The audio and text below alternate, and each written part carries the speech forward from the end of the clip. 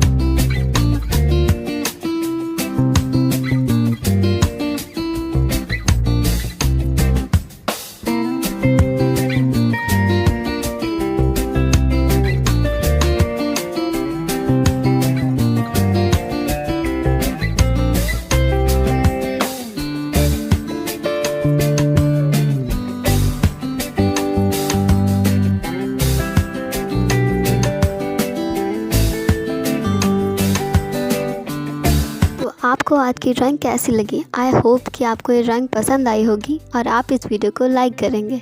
तो चलिए मिलते हैं कल एक नई वीडियो के साथ। तब तक के लिए बाय बाय।